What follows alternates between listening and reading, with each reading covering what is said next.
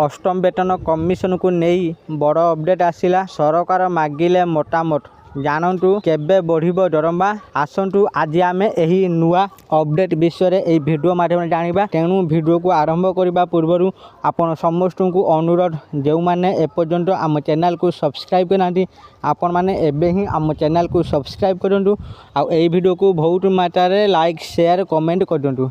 तेबे चलतु डेरी न करके आज वीडियो को आरंभ करबा। देशव्यापी प्राय 1,10,00,000 केंद्रीय कर्मचारी एवं पेंशनभोगी अष्टम वेतन कमिशन अधीन रे सेमानकर दरमा एवं पेंशन घोषणा को अपेक्षा करिसंती। सरकार एही विषय प्रति प्रतिबद्ध एवं कमिशन यथाशीघ्र कार्यकारी करिबा पई काम करूछंती। अष्टम वेतन कमिशन गठन हेबा परठारु गत मासरे अनुष्ठित बैठक समेत गुरुत्वपूर्ण अग्रगति होईची। एबे आउ एक प्रमुख अपडेट सामना को आसी। अष्टम केंद्रीय वेतन कमिशन समस्त अंशीदारों ठारू मतामत एवं परामर्श मागिछि। एक सरकारी विवृत्ति अनुसार एही दाखल गुड़ी को एप्रिल 30, 2026 पर्यंत मतामत ग्रहण करा जिवो। कमिशन ऑनलाइन फॉर्मेट प्रकाश करिछि। कमिशन निजर वेबसाइट रे कार्यरत थिबा सरकारी कर्मचारी एवं पेंशनभोगी संगठन प्रतिष्ठान एवं व्यक्तिगत कर्मचारी पेंशनभोगी एवं आग्रही लोकों संघ एवं यूनियन गुड़िक ठारू परामर्श मागिछि। स्मारक पत्र किंबा प्रतिनिधित्व पाई एक ऑनलाइन संरचित फॉर्मेट मध्य प्रकाश करा जायछि। विवृत्ति रे आहुरी स्पष्ट करा जायछि कमिशन अंशीदार माननकु केवल उपरोक्त पोर्टाल रे सेमानकर मतामत दाखल करने को अनुरोध करछि। हार्ड कॉपी ईमेल किंबा पीडीएफ कमिशन द्वारा विचार करा जाई परिबो नाही। केबे वर्धित दरमा एवं पेंशन मिलिबो। वर्तमान 11 नियुटरू अधिक केंद्र सरकारी कर्मचारी एवं पेंशनभोगी अष्टम वेतन कमिशन शीघ्र कार्यकारी हेबार संकेत अपेक्षा करिसंती। तथापि 2026-27 FY 27 आर्थिक वर्षर दरमा एवं पेंशन वृद्धिर पूर्ण कार्यकारिता असंभव मन होउची। चैनल को यार रिपोर्ट दाखल करने 18 मासर समय सीमा दि जाइए।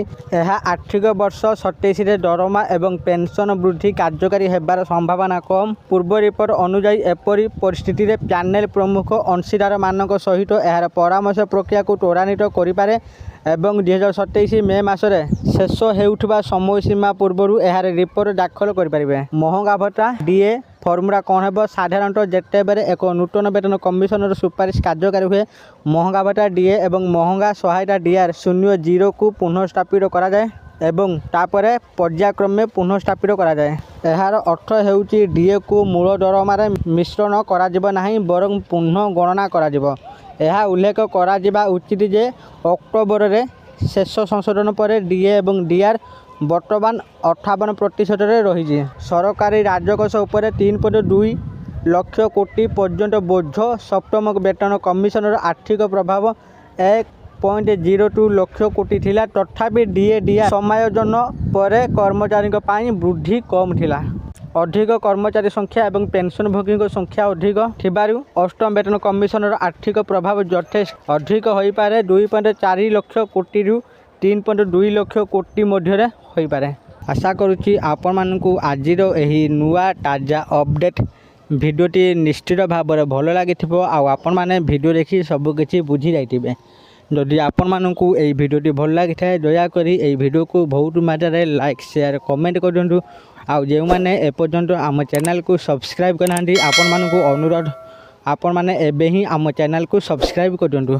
आज ये पुणी देखा आउ एक नुआ भिडियो से पर्यंत मु दीपू आपण मान विदाय नौची रहुची। धन्यवाद।